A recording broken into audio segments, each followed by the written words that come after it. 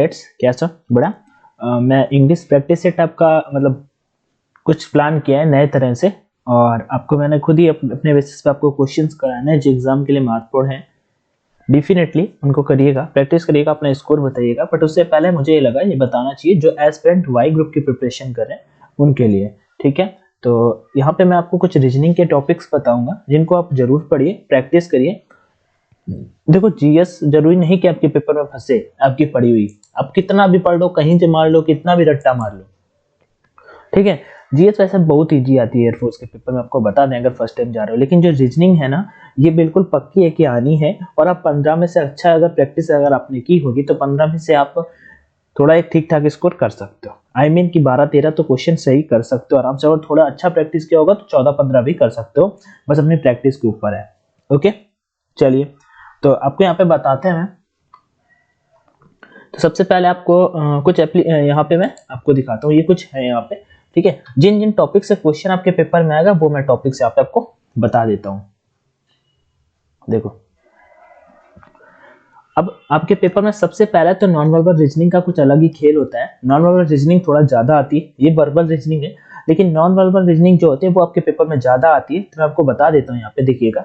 Counting of figures आपके paper में बिल्कुल नहीं आएगा। ये भाई मैंने एयरफोर्स का एग्जाम 4 टाइम दिया है, 3 टाइम मतलब मेडिकल अनफिट हुआ हूँ, एक टाइम लास्ट टाइम का जो था पेपर क्लियर हुआ था, आगे मेडिकल एग्जाम देने नहीं गए थे, मतलब फिर सेकंड के बाद, ठीक है। वो भी वीडियो, चारों का वीडियो यूट्यूब पे अवेलेबल है।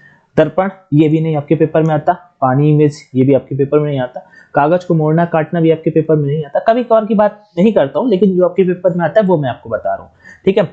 मोस्ट इंपॉर्टेंट है आकृतियों को, ये अंतर्निहित आकृति ये भी नहीं पूछते आपके पेपर में। हाँ, अब ये 29, 30 और श्रृंखला, सादृश्यता एवं समानता, ये जो 4 चैप्टर हैं इनसे बहुत क्वेश्चन आपके पेपर में आते हैं। बेसिकली यहाँ पे ये 2 टॉपिक जो है आपको, ये जो टॉपिक आपको दिख रहे हैं, कंप्लीशन ऑफ फिगर मतलब फिगर को पूरा करना, वो तो ठीक है। आकृतियों का बनना, ठीक है, आकृतियों का बनना और आकृतियों का गिनना, नेक्स्ट आकृति आपकी कौन सी आएगी वो आपसे बहुत पूछा जाता है। श्रृंखला में, अगली श्रृंखला में आपका फिगर कौन सा आएगा, ये इसके पूरे के पूरे 5 क्वेश्चन आते हैं, छोटे मोटे नहीं, पूरे 5 क्वेश्चन आपके पेपर में आते हैं, ठीक है। तो मैं आपको बताता हूं।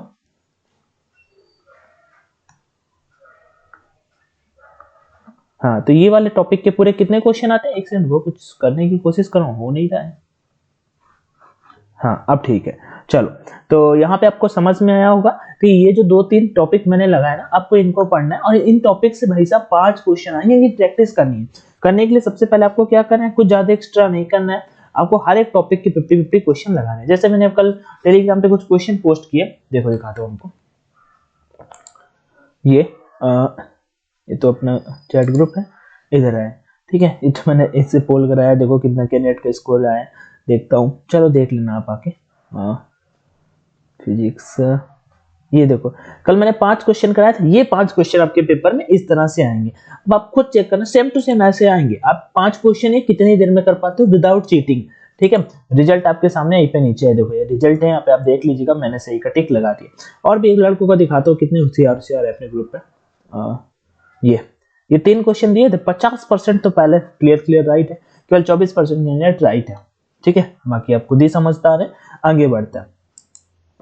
पीडीएफ ये वाली कहोगे तो मैं वहीं पे शेयर कर दूंगा। दूसरा नंबर, इनकी स्पीड तभी आती है जिन्होंने प्रैक्टिस की होती है, मॉक लगाया होता है, तभी स्पीड बनती है। ओके, तो आपको ये वाले चैप्टर यहाँ पे कंप्लीट करने हैं जो मैंने बताया। अब आगे यहाँ पे देखो, इन चैप्टर से आपके 5 क्वेश्चन बन जाएंगे आपके पेपर में। कितने क्वेश्चन बन जाएंगे, 5 क्वेश्चन पूरे बन के आ जाएंगे। आगे बढ़ते हैं नेक्स्ट की ओर। अब जो महत्वपूर्ण टॉपिक है वो देखो, कोडिंग डिकोडिंग के 2 क्वेश्चन पेपर में। कोडिंग डिकोडिंग डिफिकल्ट नहीं है, बस कुछ आपको रूल्स क्या नियम होते हैं कुछ पता होना चाहिए। कौन सा अपोजिट वाली सीरीज याद कर लो, एबीसीडी की पोजीशन याद कर लो, कहां पे कौन स्टैंड करता है। ज्यादा डिफिकल्ट नहीं आते आपका कि एक ऐसा हो जाए या फिर वर्ग का आ जाए। कोडिंग डिकोडिंग है काफी डिफिकल्ट, लेकिन आपके एग्जाम के लिए पॉइंट ऑफ व्यू से बहुत इजी आती है। सीधा पता लगा कि एक घटा दिया एक बढ़ा दिया, ठीक है, ऐसे आती है। जिन्होंने पढ़ा होगा उनको समझ में आ रहा होगा कि एक घटा दिया एक बढ़ा दिया मतलब क्या है।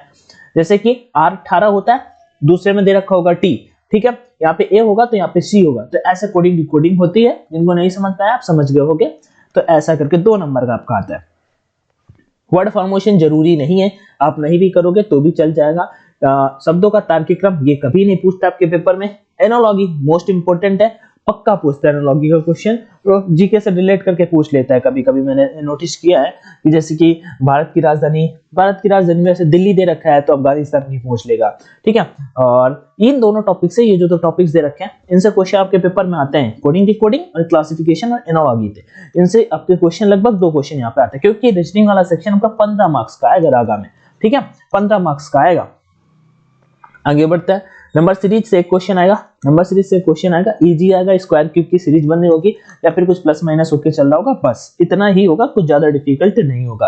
अच्छा, आगे बढ़ने से पहले एक बात और बताता हूँ, देखो प्रैक्टिस करनी है तो ऑनलाइन मॉक जरूर लगाओ, कहीं पे भी लगाते रहो। वैसे एग्जाम रिलेवेंट परीक्षा एप्लीकेशन पे अवेलेबल है, ये है परीक्षा एप्लीकेशन, मैं आपको बता देता हूँ। अगर किसी ने नहीं लगाने स्टार्ट किए तो जरूर कर लीजिएगा, क्योंकि मॉक लगाने के फायदे क्या होंगे, रैंकिंग आप देख पाओगे, सबसे बड़ा क्या, टाइम मैनेज करना सीख जाओगे। ये मैंने टेस्ट पे क्लिक किया, टेस्ट पे क्लिक करने के बाद बहुत सारे यहाँ पे टेस्ट हैं, आपको कोई भी टेस्ट बाई करना है, जैसे मैंने कुछ बाई भी कर रखे हैं, ठीक है। आप फ्री वाले पहले लगा के देखो, अगर आपको बेहतर लगे तो आप करो, और बस ये है मेरा कि आप इस पे ना करो, आपको कहीं और बेहतर लगे कर लो, बस ये है कि प्रैक्टिस जरूर करना। ओवरऑल सिलेक्शन आपका होना चाहिए कहीं से भी हो। ऑनलाइन D50 ये अपना कोड है, स्क्रीनशॉट अप्लाई किया, ये 175 में आप ऑनलाइन मॉक लगा सकते हैं, ठीक है। और देख सकते हो 20 मॉक मिलेंगे, ऊपर वाले करना, वो मैंने ये वाले ऑलरेडी बाई कर रखे हैं ना, इस वजह से नहीं दिखा पाया, ये वाले एक्स के, ये वाले वाई के, ओके।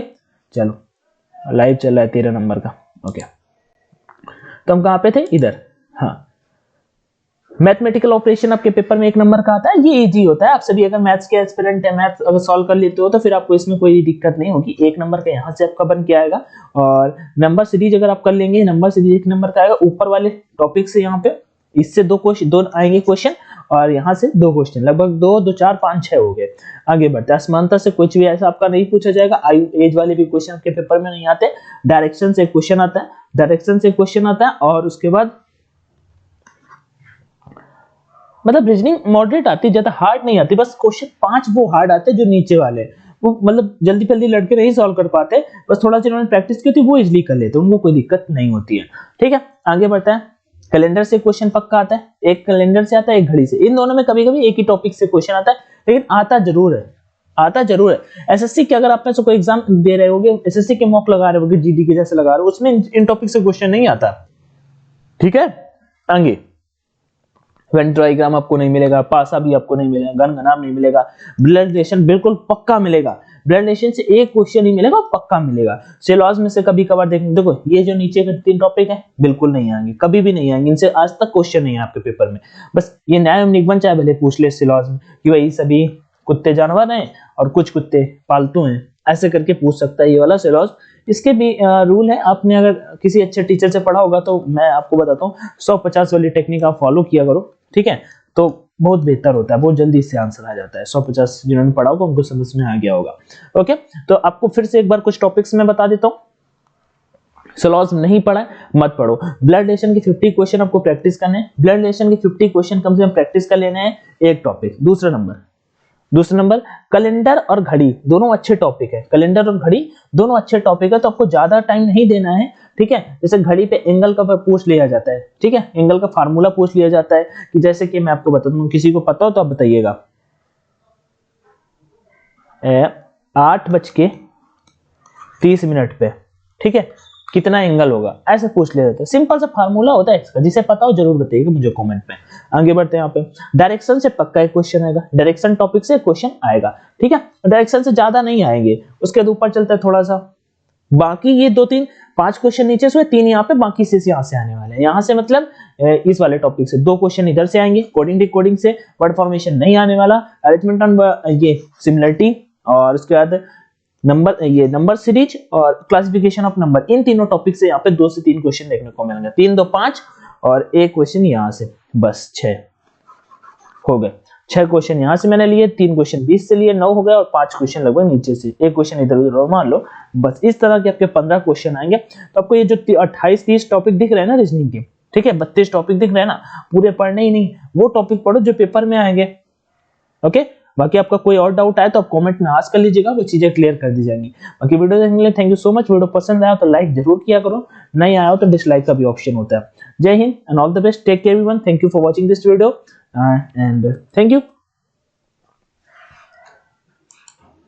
आई थिंक सभी बेहतर हो गए, पढ़ाई करते रहो भाई मेरे।